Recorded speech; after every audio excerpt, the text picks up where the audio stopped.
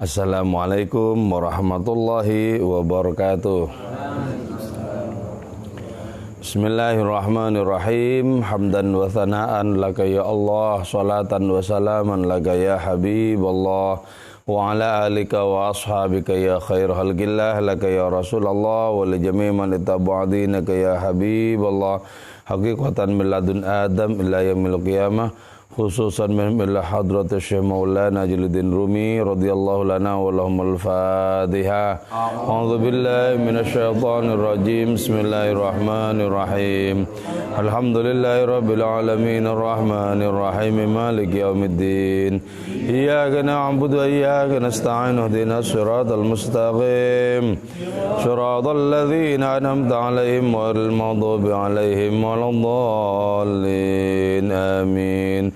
Litaqarrubina ila Allah ta'ala limahabbatina ila Rasulillah sallallahu alaihi wasallam li salamatina fid din wad dunya wal akhirah liqada duyunina liqada hajatina min hawajid dunya wal akhirah لتيسير أرزاقنا حلالا طيبا مباركا كثيرا وسعا لصحة جسدنا قلوبنا لشفاء أمراضنا ظاهرا باطنا لدفع البلايا والمحن والفتن والأمراض الأسقام لمنافعنا لمصالحنا لأهل بيتنا أولادنا ذرياتنا وجوارنا أصدقائنا وجميع المسلمين والمسلمات والمؤمنين والمؤمنات الأحياء منهم والأموات ولعز الإسلام والمسلمين بجودك يا الله بشفاعة نبيك يا الله ببركة أوليائك يا الله وبأسرار الفاتحة. أعوذ بالله من الشيطان الرجيم. الحمد لله رب العالمين الرحمن الرحيم مالك يوم الدين إياك نعبد وإياك نستعين اهدنا الصراط المستقيم صراط الذين أنعمت عليهم غير المغضوب عليهم ولا الضالين آمين. قال المصنف رحمه الله تعالى ونفعنا بعلومه وأمدنا بأسراره وفاض علينا من بركاته وبكم آمين. بسم الله الرحمن الرحيم. ومتى يجعله, dan kapan menjadikan qalbahu kepada hatinya itu orang radiyan seraya dalam keadaan rela bil haili dengan berbagai macam upaya al jamilati yang indah dzalikal ladzi siapa itu orang yara yang melihat itu alladzi hilatul haqqi terhadap adanya upaya Allah Ta'ala fawqa ra'si di atas kepalanya itu alladzi innahu yakunu dakhil asyiraki innahu sesungguhnya itu alladzi yakunu ialah ada alladzi dakhil asyiraki ialah berada dalam jebak wa yadau dan meletakkan alladzi syirakan akhar kepada jebak yang lain wa bihaqqi ruhika demi kebenaran ruhmu la yakunu tidak ada itu alladzi najan ialah selamat min hadza wa dzaka dari ini dan dari itu hadza wa in nabata. Ya, semalam dijelaskan tentang seorang raja yang jatuh cinta kepada budaknya sendiri karena di alam azali itu dua orang itu rohnya berdekatan. Di dalam salah satu hadis Nabi kita Nabi Muhammad SAW bersabda bahwa al-arwah junudun mujannadah. Roh itu merupakan tentara-tentara yang sangat hebat. Fama talafa minha ta'araf ya. Roh-roh yang berdekatan itu akan menjadi terrealisir di dalam kehidupan ini berdekatan pula. Artinya orang berdekatan dengan orang lain itu ketika rohnya di alam sana memang berdekatan. Sementara wa makhtalafa minha tanakar.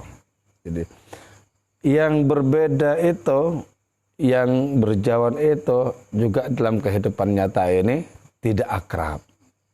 Tidak akrab.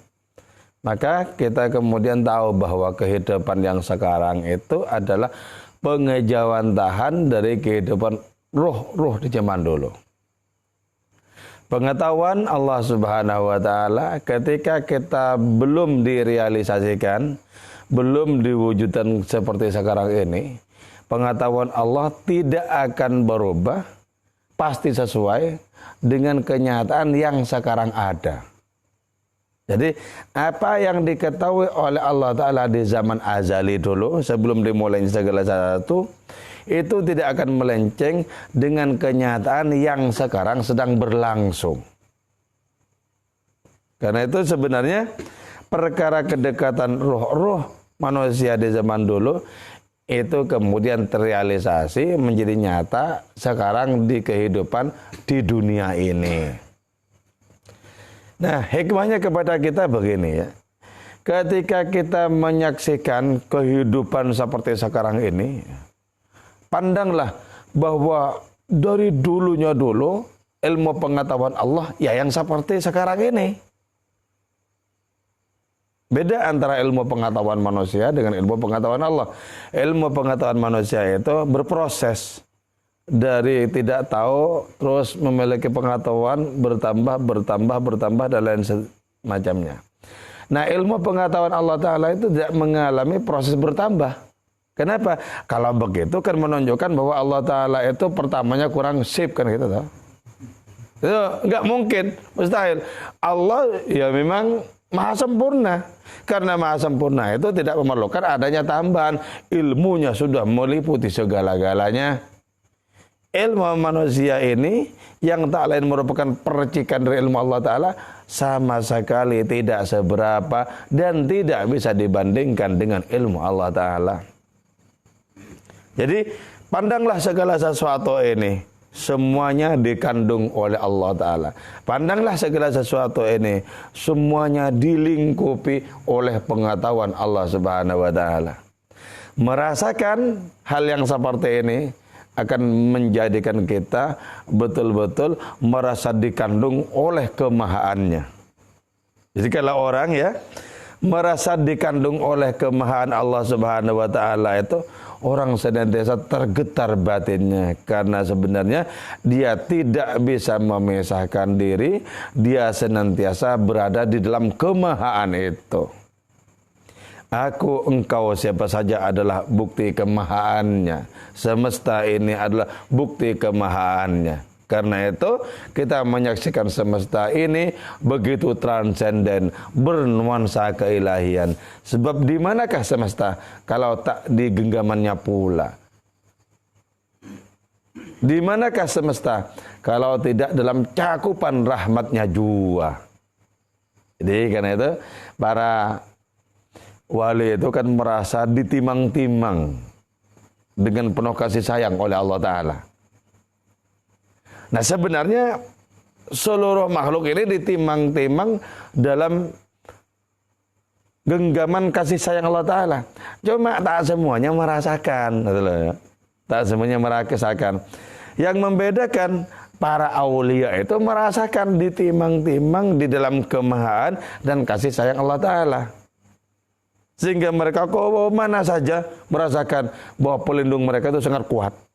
Jadi karena itu tidak usah dirisaukan kekasih Allah Ta'ala berada di mana saja. Sebab dia merasakan pelindungnya itu sudah sangat kuat. Yaitu Allah Subhanahu wa Ta'ala. Dan karena itu tidak pernah merasakan adanya kesendirian. Coba kalau orang nggak nyambung dengan Gusti Allah tuh, ketika betul-betul kena persoalan yang pahit, kesendiriannya itu merasa ngelangut itu. Wih, seperti tidak ada siapa-siapa yang berdekatan dengan orang itu. Padahal tidak pernah ada makhluk betul-betul berada dalam kesendirian dan kesunyian. Tidak ada. Tapi berada dalam kehangatan, ditimang-timang oleh kasih sayang Allah Subhanahu wa Ta'ala, oleh kemahaannya, oleh keilmuannya, oleh semua sifat yang dimiliki oleh hadiratnya. Maka ya, kalau sudah jelas seperti itu, Kapan orang yang betul-betul merasakan berada di dalam genggaman Allah Ta'ala itu akan merasakan senang dengan ikhtiarnya sendiri, dengan upaya-upayanya sendiri? Tidak akan pernah. Kenapa? Karena di dalam hidup ini sebenarnya adalah bukan kita ingin menciptakan sesuatu yang baru. Di dalam hidup ini adalah tinggal bagaimana kita mempertegas adanya keberpihakan kita terhadap Allah Subhanahu wa taala yang memang dari sananya kita tidak akan pernah bisa berpaling. Yang memang dari sananya kita tidak akan pernah betul-betul menciptakan sesuatu yang lain. Jadi, adakah manusia betul-betul bisa menciptakan sesuatu yang lain yang tidak dikandung oleh ilmu pengetahuan Allah, yang tidak dikandung oleh kasih sayangnya? Gak akan pernah bisa. Gak akan pernah bisa.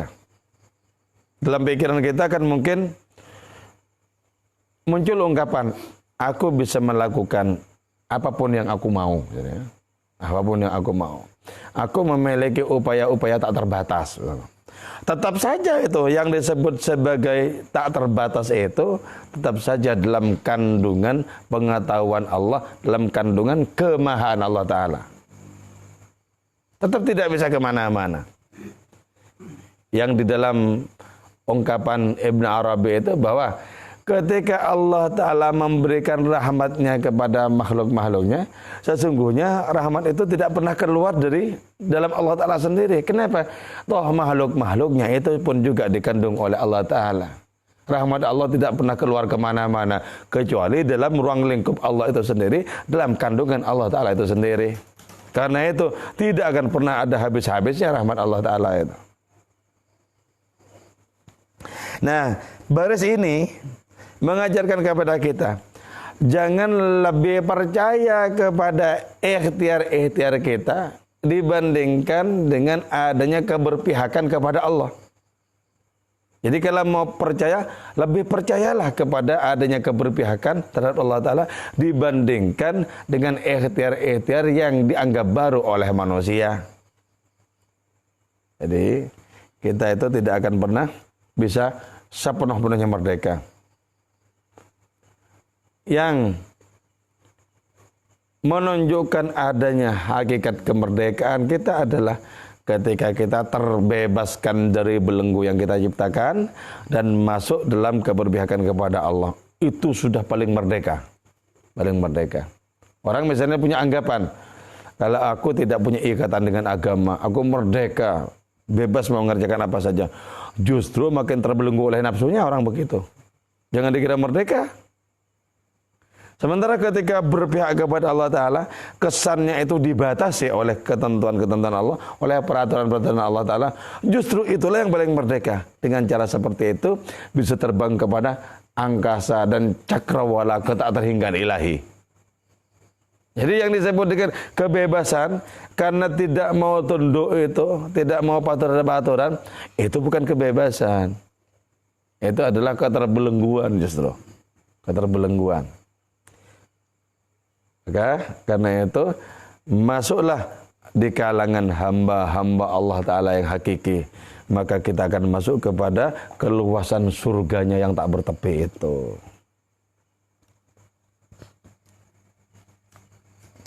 Nah, setiap kita, setiap manusia, seluruh makhluk itu dakhilus syirak, masuk dalam jebakan, dalam tanda kutip Allah Ta'ala. Sebab mau merdeka gimana lagi? Wong sejatinya kita itu bukan sesuatu yang selain Allah. Ya. Ini adalah istilah Ibn Arabi. Kita memang bukan Allah. Ya. Alam ini memang bukan Allah. Tapi juga bukan selain Allah.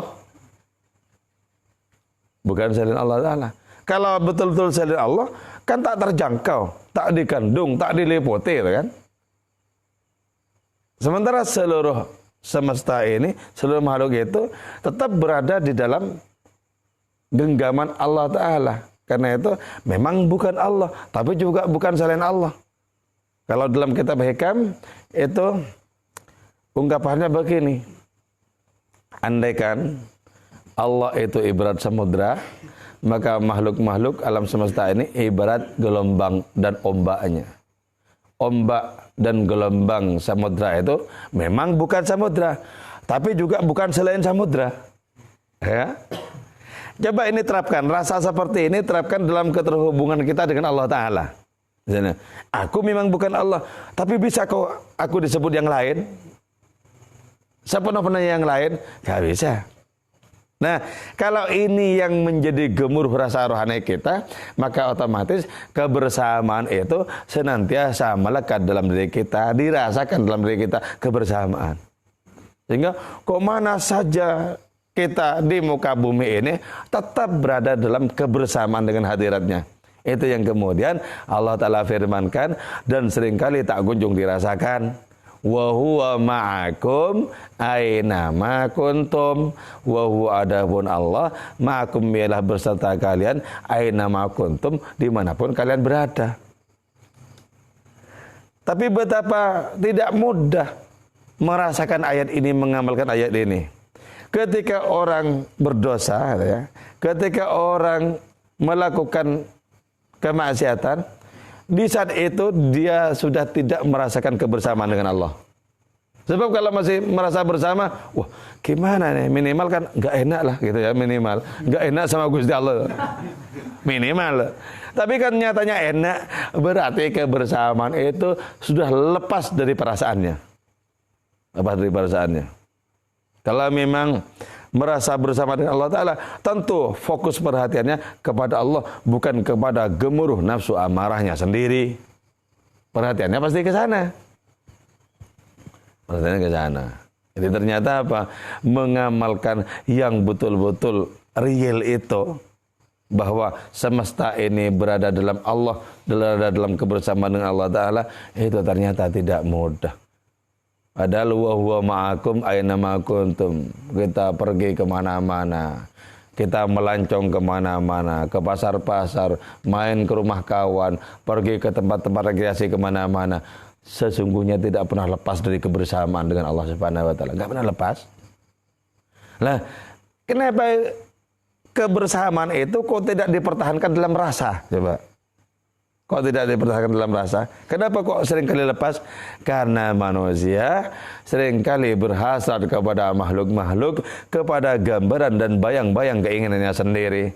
Sehingga dengan demikian secara otomatis tidak merasakan kebersamaan dengan Allah Subhanahu Wa Taala. Jadi wa huwa ma'akum aina ma kuntum itu ternyata perlu diperjuangkan untuk dirasakan. Terus satu ayat lagi. Wa nahnu aqrabu ilaihi min hablil warid, firman Allah. Aku lebih dekat kepada manusia dibandingkan dengan dekatnya leher manusia itu, urat leher manusia itu sendiri. Nah, ini juga sangat tidak gampang untuk diamalkan. Jadi bahwa Allah itu lebih dekat kepada kita dibandingkan dekatnya kita kepada diri sendiri itu ya. Itu tidak mudah untuk dirasakan. Yang seringkali terjadi apa? Tetap Allah itu sesuatu yang lain. Terjadi. Itu pun jauh perasaan kita. Bagaimana kok tidak menjadi bagian dari keintiman diri kita dalam wilayah rasa itu? Untuk masuk di wilayah rasa, wa nahnu aqrabu ilaihi min hablil warid, kita wajib untuk membuktikan keberpihakan kita kepada hadiratnya. Kita wajib untuk mengalahkan keberpihakan kita terhadap egoisme diri kita. Kita wajib sepenuh-penuhnya menunjukkan bahwa tidak ada kesempatan terbaik bagi kita kecuali sepenuh hati menyerahkan hidup mati kita kepada hadiratnya. Maksudnya begitu. Jadi apa yang dialami oleh kekasih-kekasih Allah Ta'ala ya, sebenarnya sudah kita alami, cuman minus rasa gitu ya. Jadi sama sebenarnya. Yang membedakan cuma perkara rasa ternyata. Usuluka ilallah, usuluka ilal ilmi bihi. Sampaimu kepada Allah, yaitu sampaimu kepada ilmu rasa terhadap Allah. Jadi yang membedakan itu perkara rasa, bukan perkara praktek bahwa kita itu ditimang oleh Allah. Seluruh makhluk ditimang oleh Allah. Seluruh makhluk tidak berjarak dari Allah Ta'ala. Kalau itu sama. Yang membedakan kita dengan orang-orang pilihannya adalah sana kebak dan kuyup oleh rasa ilahi, sementara yang sini itu kering dari rasa ilahi. Itu yang membedakan. Yang sana rasa Allah, yang sini rasa karepe dhewe. Itu yang membedakan. Tapi jangan katakan cuman itu jaraknya jauh sekali. Jangan bilang cuma itu loh. Itu jaraknya jauh sekali. Seumur-umur kita praktekkan, kita amalkan, wa nahnu aqrabu ilaihi min hablil warid, belum tentu kita bisa merasakan. Karena itu kita mohon, ya Allah, anugerahkanlah kepada kami rasa rohani kebersamaan denganmu. Amin. Ya, gitu. Jadi di sini jerih payah ibadah kita tidak bisa kita andalkan. Ketauhidan kita, ma'rifat kita, semuanya tidak bisa kita andalkan. Satu-satunya yang kita andalkan adalah kemurahan Allah Subhanahu wa ta'ala. Di dalam munajatnya Syekh Tajuddin Sekandar itu ya, di situ disebutkan, ya Allah ya, inilah kefakiranku di hadapanmu.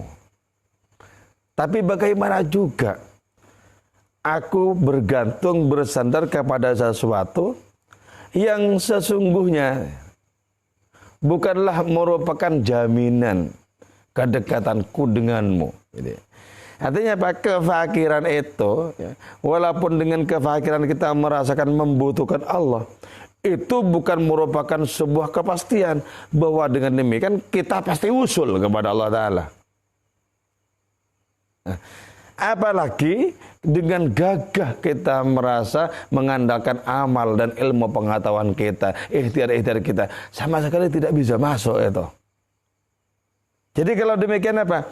Kerjakan apa yang diperintahkan untuk dikerjakan dengan tidak pernah bersandar kepada amal yang kita kerjakan itu. Kerjakan apa yang diperintahkan untuk dikerjakan sembari kita berharap bahwa kita itu ditarik oleh Allah untuk usul kepada hadiratnya. Apa usul itu? Yaitu ilmu rasa itu sendiri. Usuluka ilallah, usuluka ilal ilmi bihi. Ilmu rasa. Maka segagah apapun ilmu pengetahuan tanpa memiliki rasa di dalamnya, jangan pernah dipercaya. Itu cuma konsep dan itu kosong. Jangan pernah dipercaya. Malah kebanyakan ilmu pengetahuan yang kosong dari rasa ilahi itu kebanyakan malah menipu, termasuk menipu pemiliknya sendiri. Seolah-olah hidup gagah dengan ilmu pengetahuan, tapi sesungguhnya itu menunjukkan adanya tidak sanggup merasakan kemahaan Allah Subhanahu wa ta'ala itu. Nah karena itu wa bihaqqi ruhika la yakunu najian min hadza wa dzaka. Demi kebenaran rohmu, orang itu siapa saja tidak akan pernah betul-betul selamat dari ini dan itu yang merupakan ikhtiar atau kreasi dirinya sendiri. Tidak akan pernah selamat. Jadi keselamatan kita, kebahagiaan kita, keberuntungan kita itu karena apa? Karena Allah Ta'ala berkenan menarik kita kepada gorong-gorong yang dikehendaki, kepada ritus-ritus yang dikehendaki, kepada ketentuan-ketentuan yang dikehendaki. Itu keselamatan. Jadi tidak bisa mengandalkan ini dan itu dan lain semacamnya. Gak bisa. Bagaimana mungkin makhluk-makhluk yang nesbi ini, bagaimana mungkin makhluk-makhluk yang fana ini akan memiliki sayap untuk terbang menuju kemahaannya? Tidak mungkin, kecuali Allah menyongsong kita makhluk-makhluk yang fana dan nisbi ini untuk disampaikan kepada hadiratnya sendiri, baru bisa.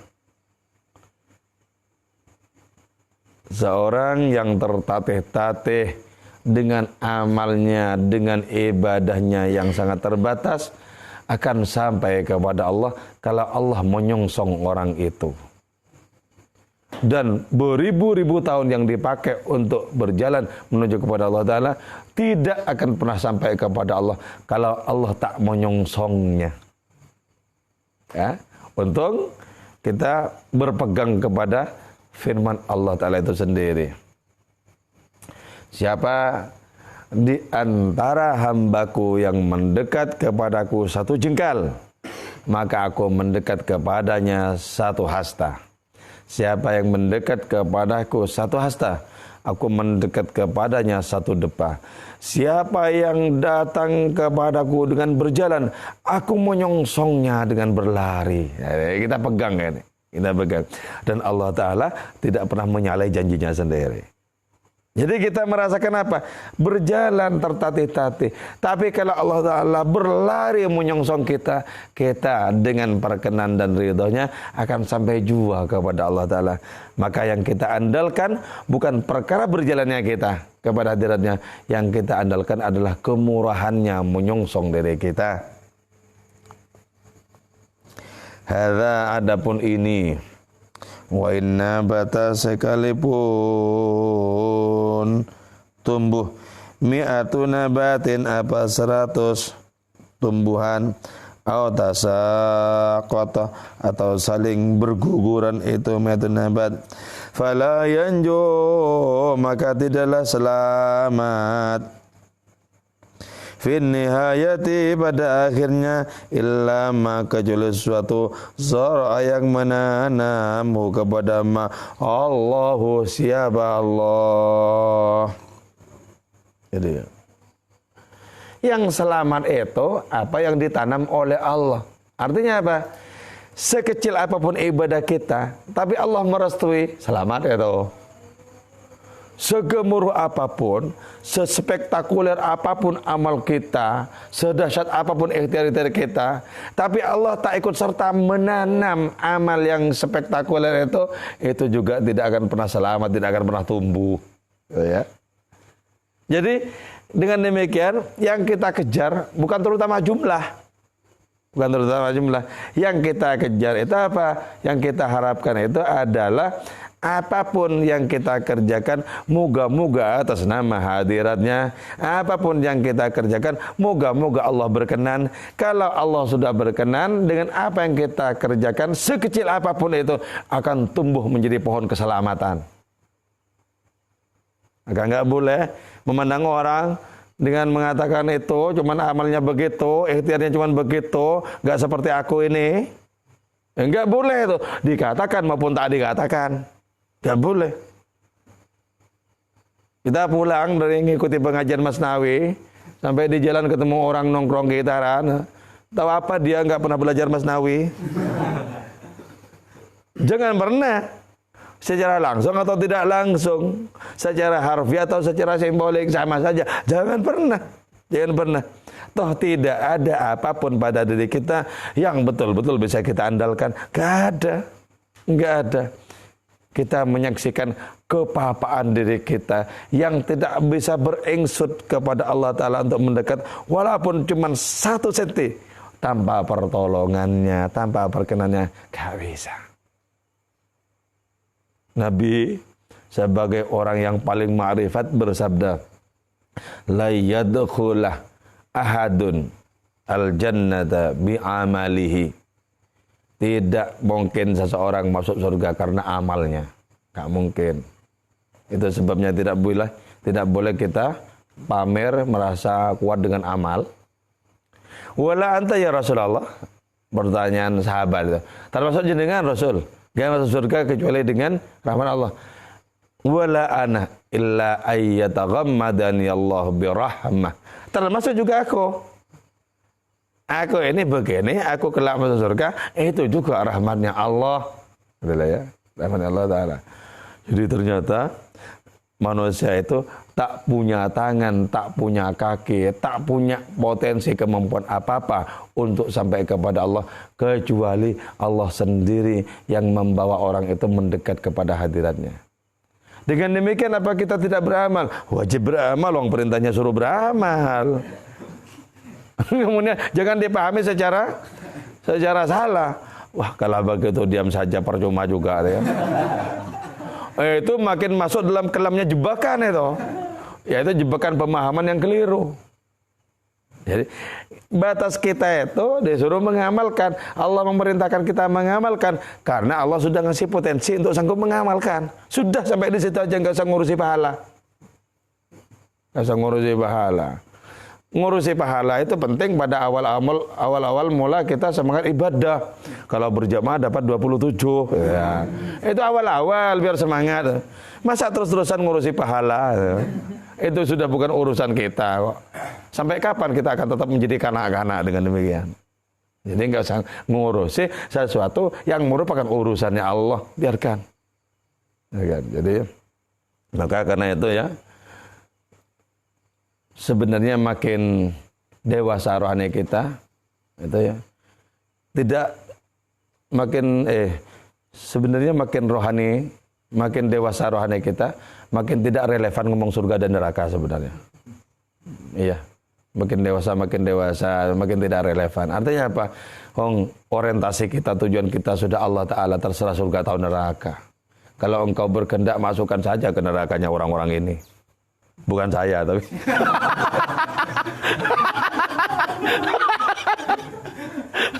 Wah, saya enaknya. Kalau engkau berkehendak, masukkan pula orang aneh ke surgamu. Seluruh keputusannya adalah keindahan dan kebenaran semata. Kami tidak bisa menyangkal, sepenuh-penuhnya tak bisa menyangkal. Makanya hilangkan bayang-bayang rasa takut terhadap neraka, hilangkan pula bayang-bayang kesemsem pada surga. Keduanya menjadi tidak penting di hadapan orang yang sudah ngebet rindu cintanya kepada Allah Ta'ala. Nggak penting. Jadi kita coba ikut-ikutan bilang nggak penting, walaupun masih penting. Nggak penting. Nggak penting. Sudah lama aku lewati itu.